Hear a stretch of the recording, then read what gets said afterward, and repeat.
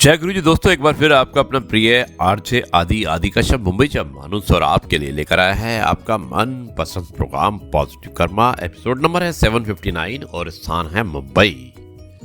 दोस्तों, ये सुबह जितनी खूबसूरत है उतना ही खूबसूरत आपका हर पल हो। जितनी भी खुशियां आज आपके पास हैं उससे भी अधिक कल हो। सुप्रभात दोस्तों। जीवन का आरंभ अपने रोने से होता है और जीवन का अंत दूसरों के रोने से। इस आरंभ और अंत के बीच का समय भरपूर हास्य भरा हो, बस यही सच्चा जीवन है। दोस्तों, जो इंसान राम जी से दूसरों के लिए कृपा मांगता है उसे अपने लिए कुछ भी मांगने की जरूरत नहीं होती और राम जी की कृपा हमेशा उसके साथ रहती है। जय श्री राम।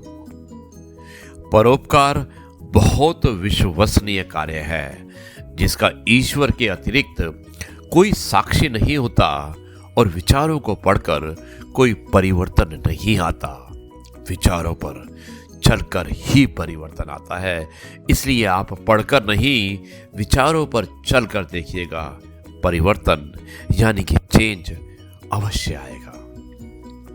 दोस्तों, जीवन में ज्यादा रिश्ते होना जरूरी नहीं होता है, लेकिन बल्कि जो रिश्ते हैं उनमें जीवन होना जरूरी होता है।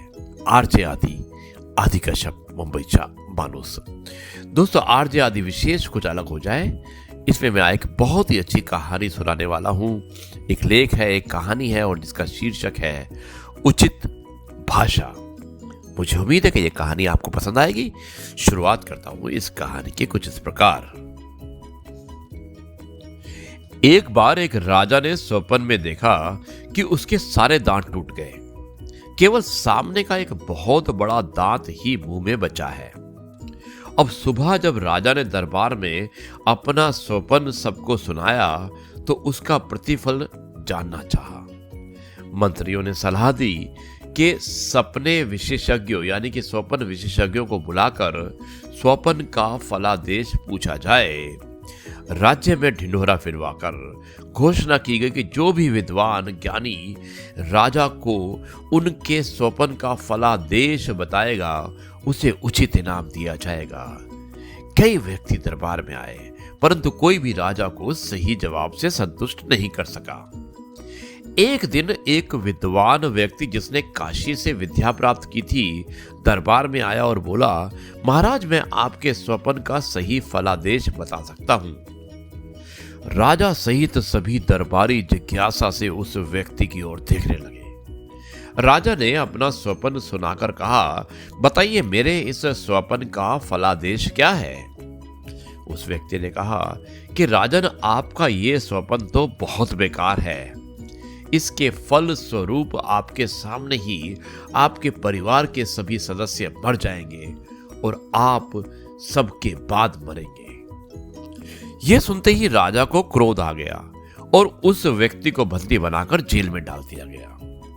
दूसरे दिन एक साधारण सा व्यक्ति दरबार में आया और बोला, राजन, आप अपना स्वप्न मुझे बताइए, मैं उसका सही फलादेश बताने की कोशिश करूंगा।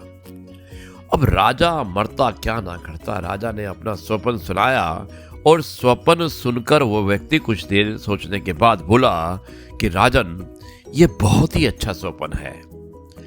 हम सभी प्रजाजन पर ईश्वर की विशेष कृपा है।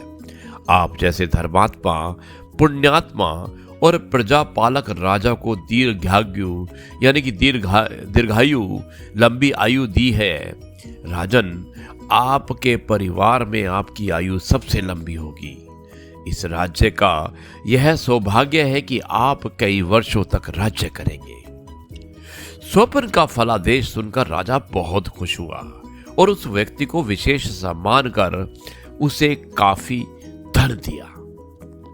अब दोस्तों, दोनों ही व्यक्तियों ने स्वप्न का एक ही फलादेश बताया। दोनों का एक ही मतलब था। एक ने कहा, आप सबके बाद मरेंगे। एक ने कहा, आपको ईश्वर ने दीर्घायु दी है। कहने का अर्थ है कि दोनों का एक ही हुआ कि फिर भी एक व्यक्ति को बंदी बनाकर जेल भेजा गया और दूसरे को विशेष सम्मान देकर उसे धन दौलत का इनाम मिला। ऐसा क्यों?